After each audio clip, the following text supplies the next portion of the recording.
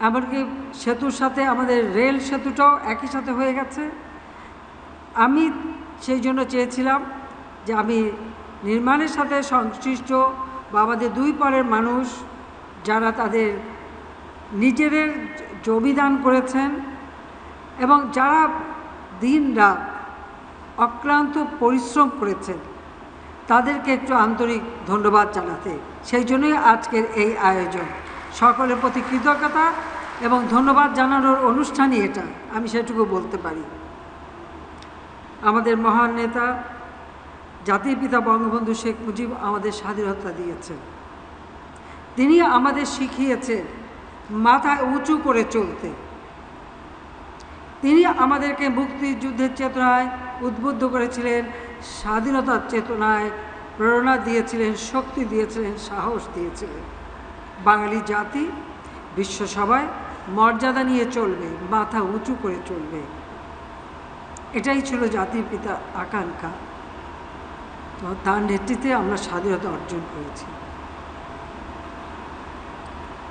আমি আজকে দিনে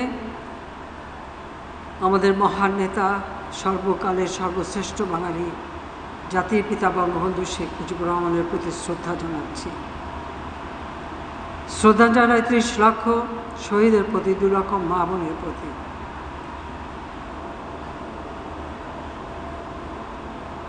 পঁচাত্তরে 15ই আগস্ট, 1975 সাল 15ই আগস্ট বাঙালি জাতির জীবনে একটা কলঙ্কময় অধ্যায়। যে নেতা তার জীবনটা উৎসর্গ করেছেন এই বাঙালির আর্থসামাজিক, রাজনৈতিক, অর্থনৈতিক, সাংস্কৃতিক মুক্তির জন্য, যে ক্ষুধার্ত মানুষের অন্ন, বস্ত্র, বাসস্থান, চিকিৎসা, শিক্ষার ব্যবস্থা করে এদেশের মানুষকে উন্নত জীবন দিতে চেয়েছিলেন, নিজের জীবনকে উৎসর্গ করেছিলেন, বছরের পর বছর কারাগারে কাটিয়েছেন, মৃত্যুর মুখোমুখি দাঁড়িয়েছেন, ফাঁসির আদেশ হয়েছে, মুখোমুখি দাঁড়িয়েছেন। সব কিছু উপেক্ষা করেও যিনি আমাদের স্বাধীনতা দিলেন, শুধু স্বাধীনতা নয়, একটা যুদ্ধ বিধ্বস্ত দেশ গড়ে তুলে তিনি বাংলাদেশকে স্বল্প মর্যাদা এনে দিলেন এবং আর্থসামাজিক মুক্তির লক্ষ্যে যিনি দ্বিতীয় বিপ্লবের কর্মসূচি দিয়ে বাংলাদেশকে একটি ক্ষুধা, দারিদ্র্যমুক্ত, উন্নত, সমৃদ্ধ বাংলাদেশ গড়ে তোলার পদক্ষেপ নিলেন। মানুষের জীবনে যখন একটি শান্তি ফিরে এলো, স্বস্তি ফিরে এলো, মানুষ নতুন করে উন্নত জীবনে স্বপ্ন দেখতে শুরু করলো, সেই সময়ে 75-এ 15ই আগস্ট বাংলাদেশের রাষ্ট্রপতি জাতির পিতা বঙ্গবন্ধু শেখ মুজিবুর রহমানকে নির্মমভাবে হত্যা করা হলো। শুধুমাত্র রাষ্ট্রীয় ক্ষমতার জন্য যে একজন রাষ্ট্রপতিকে হত্যা করা হয়েছিল তা কিন্তু নয়, একই সাথে হত্যা করলো আমার মা বেগম ফজিলাতুন্নেসা মুজিবকে।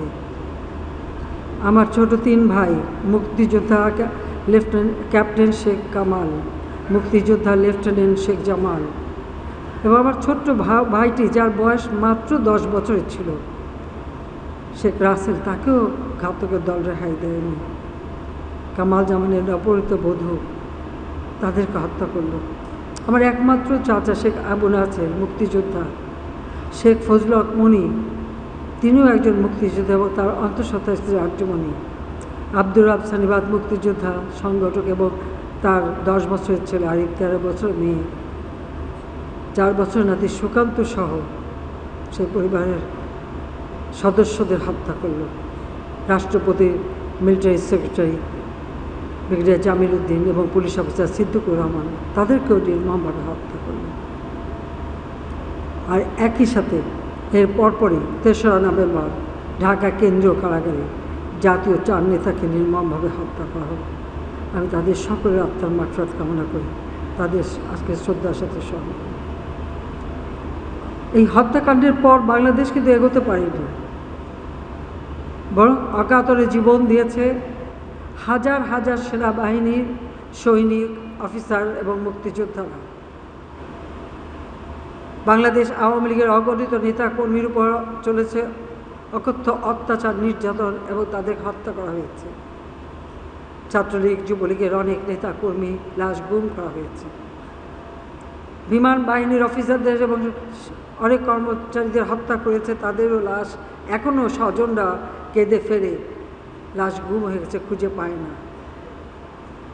বাংলাদেশটাকে একটা অশান্ত পরিবেশের মধ্যে নিয়ে আসা হয়েছিল,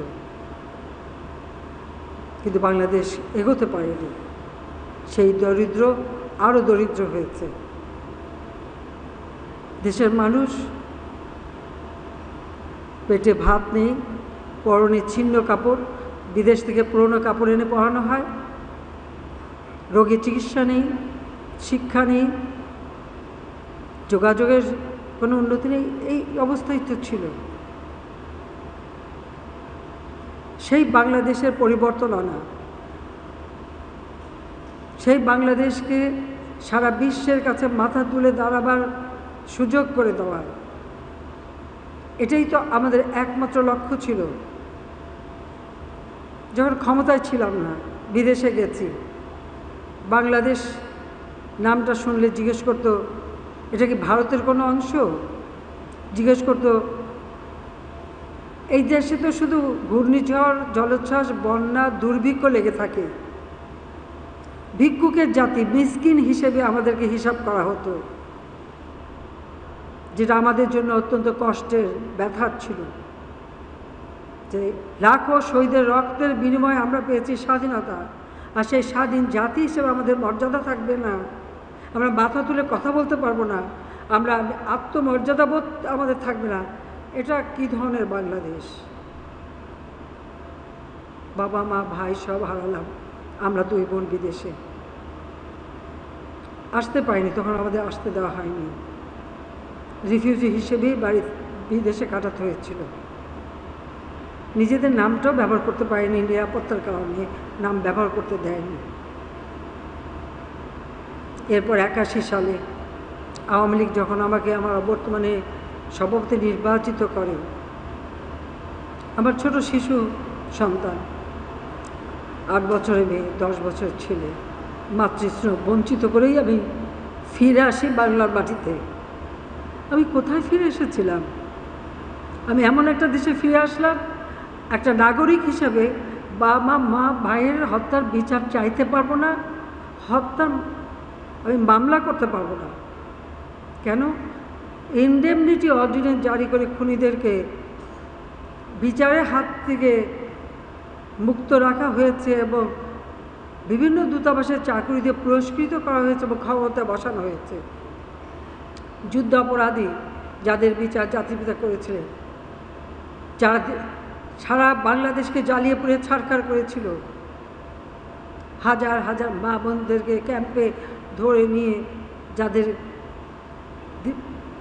দিনের পর দিন পাশবিক অত্যাচারের নির্যাতনের শিকার হতে হয়েছিল, কত গ্রামের পর গ্রাম পুরুষ শূন্য, শুধু বিধবার গ্রাম, 3 কোটি মানুষ গৃহহারা, 1 কোটি মানুষ শরণার্থী। সেই দেশটিকে যিনি গড়ে তুললেন, তাকে হত্যার পর এই বাংলাদেশে তো সেই রক্তাক্ত অবস্থা চলতেই থাকে 75 পরে। যে জাতি রক্ত দিয়ে দেশটা স্বাধীন করলো, সে জাতি কেন মাথা নিচু করে চলবে? সেই অকুতোভয় জাতিকে একেবারে মর্যাদাহীন করে ছেড়ে দেওয়া হয়েছিল এবং খবরদারিটা খুব বেশি চলতো আমাদের উপর। 21 বছর পর সরকারে আসি, আমি জাপানে গিয়েছিলাম। আমার মনে আছে জাতিপিতা জাপানে যখন যান, তখন এই যমুনা নদীর উপর সেতুর প্রস্তাব দিয়ে এসেছিলেন। তখন আলোচনা হয়েছিল পদ্মা এবং অন্যান্য নদীতে যমুনা নদীর উপর সেতু নির্মাণ। জাপান ফিজিবিলিটি স্টাডি করে দেয়, কিন্তু এরপরে আর কাজ তেমন এগোয়নি। যাক, পরবর্তীতে সেটা নির্মাণ হয়। আমি যখন 96 সালে সরকার গঠন করি, ওই সেতুর ডিজাইনে সেখানে আমি নিজে উদ্যোগ নিয়ে সেখানে রেল যোগাযোগ, গ্যাসের লাইন, বিদ্যুতের লাইন এবং এটা মাল্টিপারপাস সেতু হিসেবে তৈরি করি। তখনও আমি বিরোধী দল থাকলেও আমি যখন ওয়াশিংটনে যেতাম, আমি ওয়ার্ল্ড ব্যাংকের সকলের সাথে কথা বলতাম এবং আমাদের বাঙালি অফিসার তাদের সাথেও। যখন এই সেতুটা যমুনা সেতু নির্মাণের কথা হতো, আমি সবসময় দাবি করতাম যে এখানে রেল সেতু থাকতে হবে, আর তারা বলতো যে না, রেল সেতু ভায়াবল হবে না। আমি তাদের প্রমাণ করেছি যে হ্যাঁ, এটা ভায়াবল হবে, কিন্তু তাদের একটাই কথা ছিল। কিন্তু আমি যখন সরকারে এসেছি, তাদের সে কথা কিন্তু মানি নাই। আমি রেল সেতু ওই ডিজাইনের সাথে আমরা রেল সেতুটাও যুক্ত করেছিলাম। কাজে এই লড়াইটা কিন্তু অনেক আগের লড়াই। কাজে আজকে দেখা যাচ্ছে যে সেই রেল সেতু এখন সবথেকে বেশি কার্যকর। এখন তো সেই ওয়ার্ল্ড ব্যাংকে আবার আমাদের প্রস্তাব দিল যে আলাদাভাবে ডেডিকেটেড রেল সেতু করে দেবে, কারণ আমরা ট্রান্স এশিয়ান হাইওয়ের সাথে যুক্ত হলে আমাদেরকে এই ধরনের একটা সেতু দরকার আছে, এই যোগাযোগ ব্যবস্থা করার দরকার আছে। আমি রাজি হয়ে গেলাম, আমাদের সেই সেতু হচ্ছে। আমরা যমুনা সেতু, বঙ্গবন্ধু সেতু যেটা সড়ক সেতু, সেটা আমরা উদ্বোধন করেছিলাম 98 সালের নভেম্বরে। আর ওই সময় আমরা পদ্মা সেতু নির্মাণেরও আমি যখন জাপান যাই আলোচনা হয়, তখন আমি দুটো সেতুর জন্য প্রস্তাব দিয়েছিলাম। একটা হচ্ছে আমাদের পদ্মা, আর একটা হচ্ছে আমাদের রূপসা, ভৈরব নদীর উপর খুলনায়। তা আমাকে জাপানের প্রাইম মিনিস্টার জিজ্ঞেস করলেন যে আপনার কনস্টিটুয়েন্সি কোনটা, কোনটা করলে আপনার সুবিধা হবে। আমি বললাম দুটাই আমার কনস্টিটুয়েন্সি।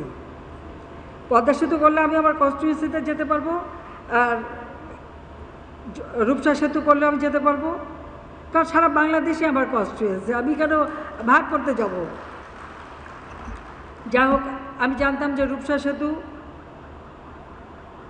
আমরা যে রূপসা সেতুটা আমাকে আগে শুরু করে দিতে হবে, কারণ পদ্মা বিশ্বের সবথেকে খরস্রোতা একটা নদী, যে নদী প্রতি বছর সময়ই এটা পরিবর্তন ঘটে। সেদিকে লক্ষ্য রেখেই আমি বললাম যে এটা তো ফিজিবিলিটি স্টাডি করতে সময় লাগবে, তারপর ওটা আগে করে দেন আর এটা ফিজিবিলিটি স্টাডি করেন। তারা ফিজিবিলিটি স্টাডি করলো, করবার পর আমরা কিন্তু এখানে ভিত্তিপ্রস্তর স্থাপন করলাম। সেটাও 2001 সালের জুলাই মাসে আমরা এখানে ভিত্তিপ্রস্তর স্থাপন করলাম, এবং এটা ডিজাইন করা প্রায় আমরা শুরু করলাম। দুর্ভাগ্যের বিষয় 2001-এ আওয়ামী লীগ ক্ষমতা আসতে পারলো না, কারণ সেটাও আমার একটা দোষ যে আমি আমাদের গ্যাস বিক্রি করবার মুচলেখা দেইনি। কারণ আমার সময় আন্তর্জাতিক টেন্ডার দিয়ে গ্যাস ব্লক বিভিন্ন আমেরিকান কোম্পানিকে দেওয়া হয়েছিল, এবং গ্যাস তারা উত্তোলন করছিল। তো সেই গ্যাস উত্তোলন করে তারা বিক্রি করবে ভারতের কাছে। আমি সেখানে বাদ সাধলাম যে এই গ্যাস আমার দেশের মানুষের চাহিদা পূরণ করবে,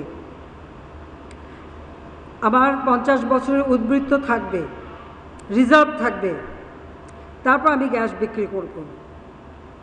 স্বাভাবিক, বড় বড় দেশের এ ধরনের দাবি না মানলে যেটা হয়, আমার ভাগ্যেও তাই হলো। আমি 2001-এ সরকার গঠন করতে পারলাম না। ভোট আমরা পেয়েছিলাম বেশি, সিট পেলাম না, সরকার গঠন করতে পারলাম না। তাতে আমার কোনো আফসোস ছিল না। কেন আফসোস ছিল না? যে এই বাংলাদেশের সম্পদ বেচে ক্ষমতায় আসতে হবে, শেখ মুজিবের মেয়ে কখনো সেটা চায় না। আমার বাবা কারো কাছে মাথা নত করেনি, আমিও করি না। ক্ষমতা না আসি কি আসে যায়, কিন্তু আমার দেশের সম্পদ বেচে না। খালেদা জিয়া রাজি হয়ে গেল, ক্ষমতায়ও আসলো। খালি আমি শুধু এইটুকু বলেছিলাম, আল্লাহ তাআলা জন বুঝে ধন দেয়। বলেছে গ্যাস বিক্রি করবে, গ্যাস পাবেও না, বিক্রি করতে পারবেও না, পারে নাই। কিছু কিছু মানুষ সাবধান মেশে থাকে, এটাই হচ্ছে সবথেকে দুর্ভাগ্যের। আসুন পদ্মা সেতুর ব্যাপারেই বলি, এটাও আর এক ইতিহাস। পদ্মা সেতু আমরা নির্মাণ করব, জাপান ফিজিবিলিটি স্টাডি করে দিল সেই সময় যে জায়গাটা, এটাই মাওয়া থেকে এই জায়গাটাই তারা ঠিক করে দিয়েছিল। খালেদা জিয়া 2001-এ এসে বলল এটা এখানে হবে না, এটা আরিচা থেকে মানে দৌলতদিয়া পর্যন্ত করতে হবে। জাপানিজরা কিন্তু আপনারা জানেন যে তারা কিন্তু খুব আত্মমর্যাদাবোধ তাদের মধ্যে অনেক বেশি। জাপানের মন্ত্রী আমাকে জিজ্ঞেস করলেন যে আপনার কথায় পদ্মা সেতু আমরা করতে চেয়েছি। তখন আমি বিরোধী দলে, আপনি যেখানে বলেন সেখানে আমরা করব। তাই বললাম যে আপনারা তো সব জায়গাটা ফিজিবিলিটি স্টাডি করেছেন, আর এই জায়গায় করলে পরে আমার দক্ষিণ পশ্চিম প্রায় 21টা জেলার সঙ্গে সংযোগ হবে অতি দ্রুত। আর এখান থেকে যদি আরিচা পর্যন্ত যেতে হয়, আরিচা থেকে পাটুরিয়া রাস্তা, ওটাও কিন্তু আমার সময় করা, যদিও উদ্বোধন করেছিল বিএনপির মন্ত্রী, কিন্তু ওই আইডিয়াটা জমি ভরাট করা এবং ওটা করেছিলাম আমি 7 কিলোমিটার। তো 107 কিলোমিটার দূরে যে দৌলতদিয়া থেকে রাজবাড়ি এবং ফরিদপুরের মোড়, সেখান থেকে আবার যেতে হবে ভাঙ্গা হয়ে বরিশালের দিকে। এটা একটা লম্বা সফর। আর ঢাকা থেকে মাওয়া পর্যন্ত মাত্র 55 কিলোমিটার, সেতু পার হলেই আমরা চলে যাচ্ছি, সময় বাঁচবে। আর আমি জানি যে এই জায়গাটা করা সবথেকে কঠিন, তো কঠিন কাজটাই তো আমাদের করতে হবে। তো জাপানকে দিয়েও তারা ফিজিবিলিটি স্টাডির নামে সেই আমার ভিত্তিপ্রস্তর স্থাপন সেগুলি সব নষ্ট করে তারা বিএনপি সেটা করতে দিল না।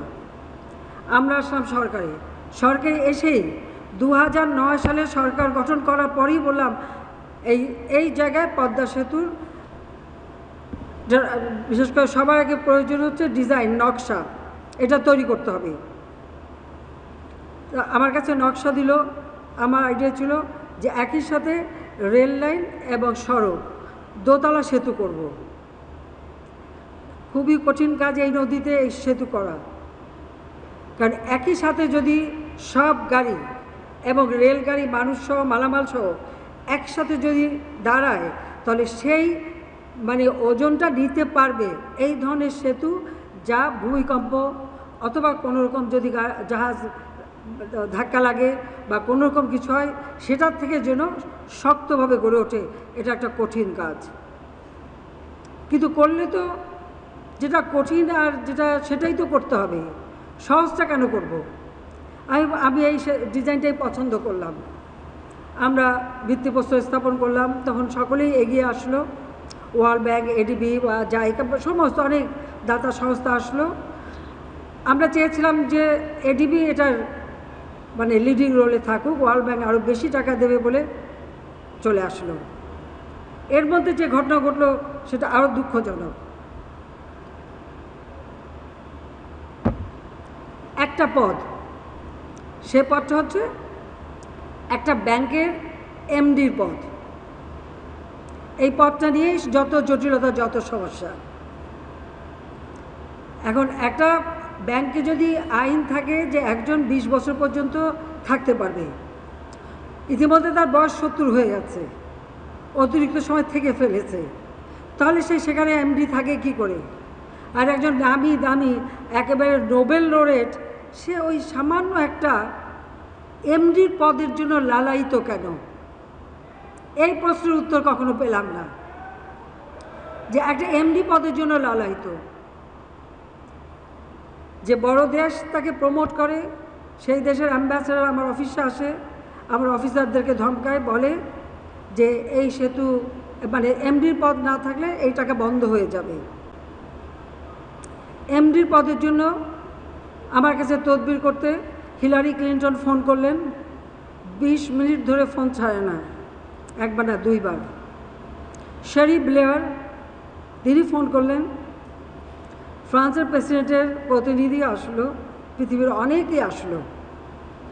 আমি শুধু জিজ্ঞেস করলাম যে আমাকে একটা কথা বলেন, যে এই এমডির পদে কি মধু আছে? কি মধু আছে? এটা গ্রামীণ ব্যাংকটা তৈরি করেছিল, এটা শুরু হয়েছিল স্বাধীনতা পরপর, কিন্তু এটা যখন সত্যিকারভাবে আইন করে বাস্তবায়ন হলো 83 সালে, তখন জেনারেল এরশাদ সাহেব ক্ষমতায়।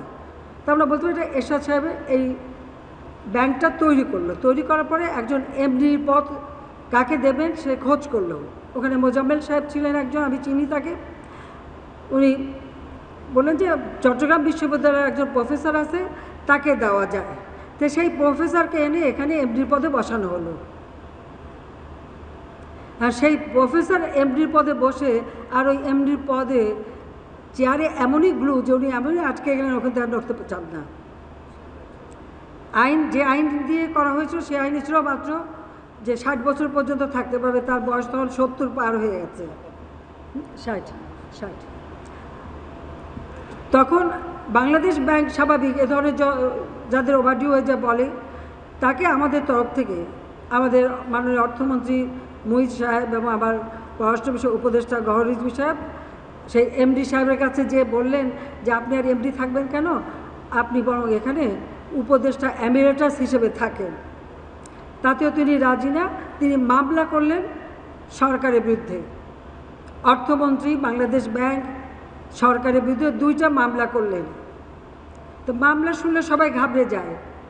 তা আমি খালি অ্যাটর্নি জেনারেল বললাম যে এই মামলা তো কোনো কিছু না, খালি আইনটা প্লেস করবেন। এখন কোর্ট যদি কারো বয়স বাড়াতে পারে আর কমাতে পারে, আর কোর্ট যদি বলে আইন ভঙ্গ হোক, সেখানে তারা আমাদের কিছু বলার থাকে না। কিন্তু কোর্ট তো তা পারবে না, আইন তো ভঙ্গ করতে পারবে না। উনি মামলায় হেরে যেয়ে আরও ক্ষেপে গেলেন। আর তার ওই অ্যাম্বাসেডার আনাগোনা তো চলছেই, বারবার পিএমওতে আসে আর ওই একই কথা শোনায়। এরপর একজন আন্ডার সেক্রেটারি আসলেন, তিনিও এসে এমন কিছু কথা বললেন যে আমি সেই দিনই তার সাথে কথা বলা বন্ধ করে দিলাম। তাই না, আমি বলে দিলাম আমেরিকা থেকে আর কেউ আসলে আমি কারোর সাথে আর দেখা করব না। আমি আর দেখা করি নাই, আমি কারোর সাথে আর দেখা করিনি। আন্তর্জাতিক পর্যায়ে ওই প্রশ্ন আমি খালি জিজ্ঞেস করলাম যে ভাই আমাকে একটা জবাব দেন তো, এমডির পদে কি আছে? তবে এখন একটু বলে রাখি, কি যে মধু আছে তা এখন যদি দেখেন তখন খোঁজ পাবেন। যখন লেবাররা মামলা করে, যখন ট্যাক্স ফাঁকি দেওয়ার মামলা হয়, যখন দুর্নীতির মামলা হয়, তখনই আস্তে আস্তে বেরোয় যাবে যে ওই এমডির পথে কী মধু আছে। আর গ্রামীণ ব্যাংকের সব যখন অডিট রিপোর্ট আসবে আরও তথ্য বের হবে। এ ব্যাপারে কিছু বলতে চাই না, কিন্তু দেখা গেল যিনি ওয়ার্ল্ড ব্যাংকের প্রেসিডেন্ট মিস্টার জলিক, তার সাথে আমার পরিচয় ছিল।